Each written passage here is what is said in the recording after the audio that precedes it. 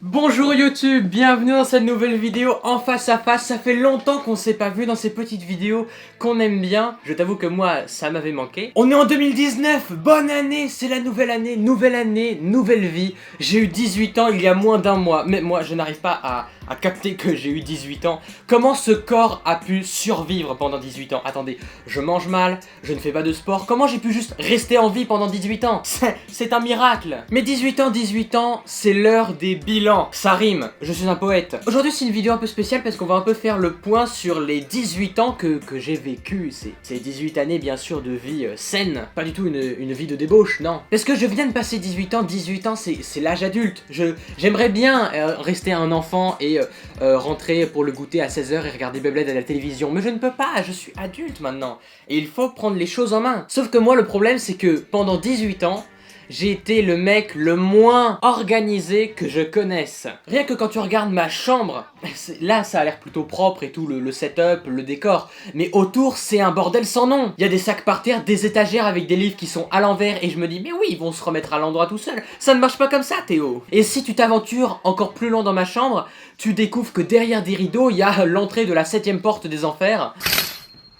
Oh là là le bordel.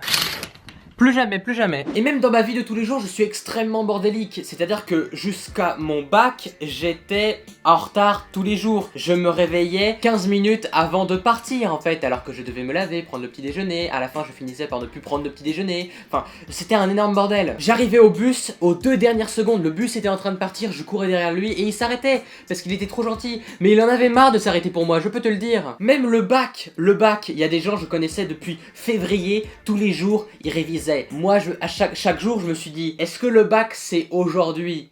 Non! Alors on révise pas! Jusqu'au jour où le bac, c'était aujourd'hui. J'ai révisé le bac la semaine avant de l'avoir, et finalement, je l'ai eu avec mention bien. Alors je suis vraiment le plus gros douilleur de ce siècle. Mais voilà, 2019, c'est une nouvelle année, et tout ça, c'est terminé. Je ne veux plus vivre dans cette vie de débauche. J'ai plein de projets pour 2019, et on va les suivre ensemble. Toi et moi, on va suivre ça ensemble sur cette chaîne. J'ai aussi une nouvelle chaîne en duo avec mon pote Paul Barbosa. On fait des vidéos toutes les semaines et on se fend la poire. Alors n'hésite pas à venir t'abonner, voilà, le lien est dans la description. Mais voilà, j'ai plein de projets, plein d'envies.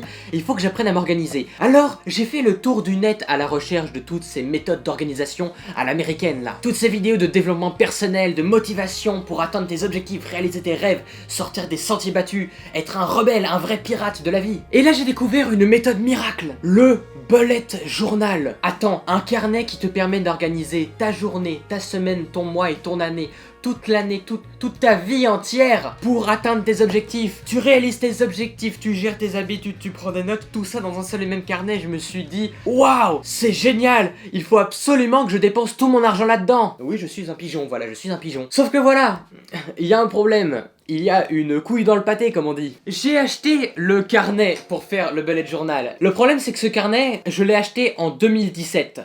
Il y a 2 ans. 2 ans. Et on va voir ensemble comment je me suis organisé pendant ces 2 ans. Alors voilà.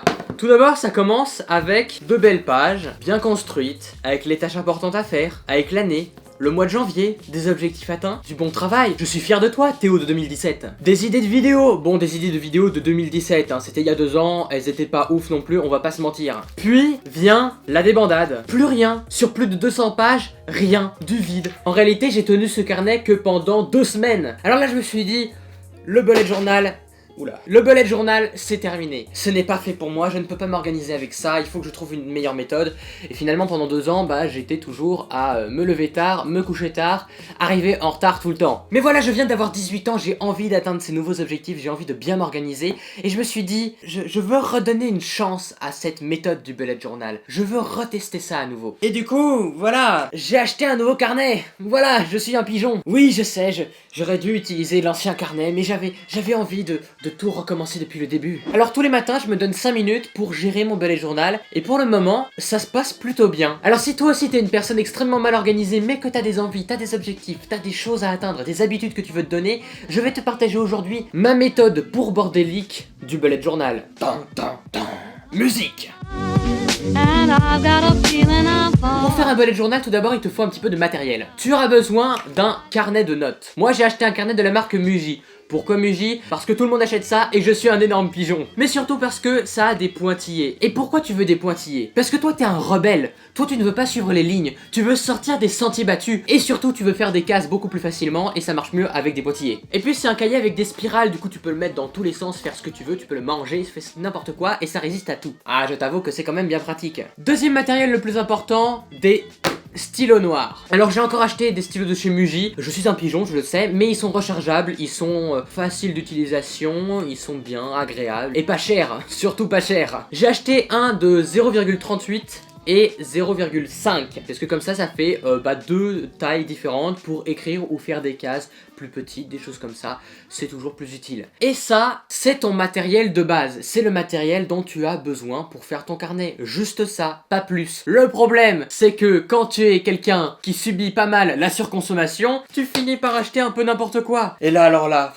ça y va. Tout ton argent, un SMIC entier par là-dedans. Des stylos colorés, des feutres noirs, des pinceaux, de la gouache, un tournevis, une perceuse visseuse. Attends, non, je crois qu'il y a un problème. Je suis pas sûr pour la gouache. Mais voilà, tu finis avec du matériel dans tous les sens, alors que ce qui est important, c'est tout simplement un carnet et des stylos noirs. Parce que le but ici c'est de rester simple, reste simple. Parce que quand t'es un mec bordélique comme moi, tu finis par faire des dessins moches et tu te dis ouah c'est nul, je jette tout ça, plus jamais de la vie, plus jamais, plus jamais. Maintenant passons à l'étape 2, qu'est-ce qu'il y a dans ton bullet? Alors le bullet tout d'abord ça commence très simplement. Il te faut une page keys, une page de légende. Pour mettre tout simplement la légende des objectifs que tu vas faire. Quand tu veux faire une tâche, tu vas mettre tout simplement un point. Pourquoi un point?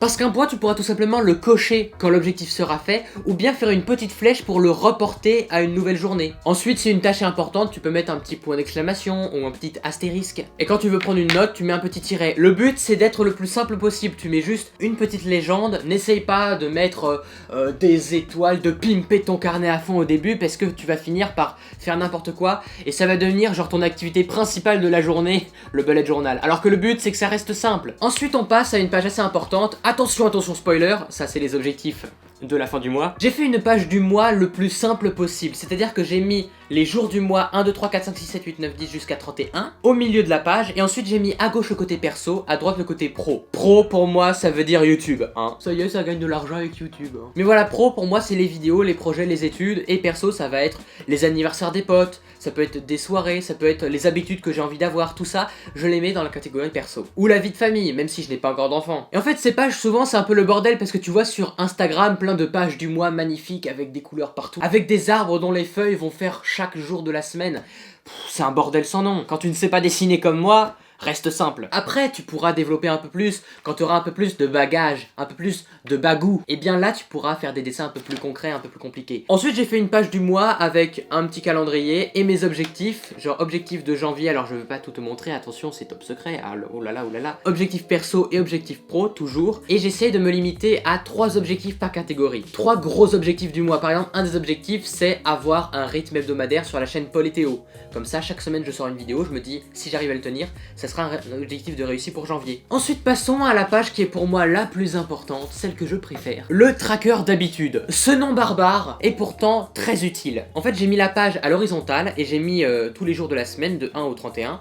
Et à gauche j'ai fait une colonne avec les habitudes que j'ai envie de tenir dans le mois. J'ai mis des habitudes qui se ressemblent, qui sont simples. J'ai pas mis genre tout de suite plein d'habitudes en même temps. Faire 4 heures de sport, me lever à 5h30 du matin et devenir vegan. J'ai pas mis tout ça en même temps non plus. J'essaye de m'organiser pour avoir une nouvelle habitude chaque mois et l'habitude de janvier c'est de se lever tôt et de se coucher tôt, donc d'avoir un meilleur sommeil. Et du coup je me mets par exemple une case, se lever à 6h du matin et vraiment se lever, pas glander dans son lit. Je l'ai fait souvent, ça, se glander dans mon lit. Mais là je me lève tous les jours à 6h du matin, je bois un grand verre d'eau et j'y vais, et la journée commence. Et j'arrive plutôt bien à m'organiser. Ensuite j'ai différentes habitudes, et selon les habitudes, on peut faire après une sorte de petite rosace. Alors là tu vois des couleurs, tu vois des petites rosaces, tu vas te dire oh là là Théo, tu m'avais dit que ce serait simple, je vois plein de couleurs partout, mon esprit est tout émoustillé, je suis bouleversé, c'est beaucoup trop compliqué. Calme-toi, c'est très facile finalement. J'ai trouvé une petite méthode qui te permet de faire des trucs plutôt beaux, même quand t'es une Brel en dessin, Jacques Brel. Tout simplement tu vas faire 3 petits traits dans un sens, puis 3 petits traits dans l'autre, en diagonale comme ça, 3 petits traits,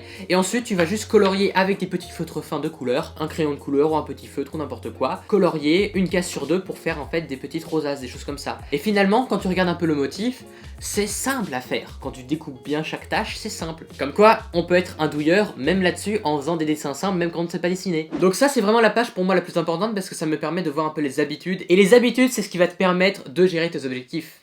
Hashtag hustle, hashtag motivation, waouh. Ensuite on passe à la page de la semaine. Alors là j'ai fait un truc très simple, j'ai mis des cases de 5 cm sur 7 cm, très simple. Ensuite j'ai mis des fils pour faire genre voilà c'est des étiquettes qui sont tenues en l'air, petit carnet cocooning. Et ensuite tout simplement tu peux mettre tes objectifs de la semaine, par exemple l'objectif tourner la vidéo, et bien je l'ai mis avec un point et quand je l'aurai terminé je vais cocher le point. Et voilà, c'est simple de s'organiser même quand on est bordélique. Alors voilà c'était ma petite méthode d'organisation, j'espère qu'elle t'a plu. C'est en fait finalement super simple de s'organiser, c'est après que tu pourras faire tous les dessins chelous avec des arbres et des rosaces qui veulent rien dire. Là tu pourras faire ça après et poster ça sur Instagram et dire regardez j'ai une magnifique organisation et une super morning routine. Mais pour le moment au début quand t'es un gros bordélique comme moi, faut mieux commencer l'année avec un carnet tout simple. Donc voilà j'espère que cette petite vidéo t'a plu, n'hésite pas à me partager sur Instagram, mon Insta est dans la description. Si toi aussi tu veux commencer un bullet journal, envoie-moi sur Instagram les photos de ton carnet et je pourrai les reposter dans ma story.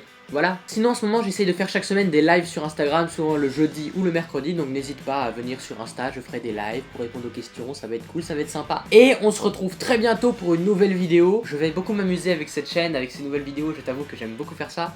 J'espère que ça t'a plu, n'hésite pas à me dire en commentaire ce que t'as pensé de cette vidéo, qu'est-ce que je pourrais améliorer. On se retrouve très bientôt dans quelques jours pour une nouvelle vidéo, parce que oui, je vais être productif. Porte-toi bien, kiffe la vie, à très bientôt, ciao.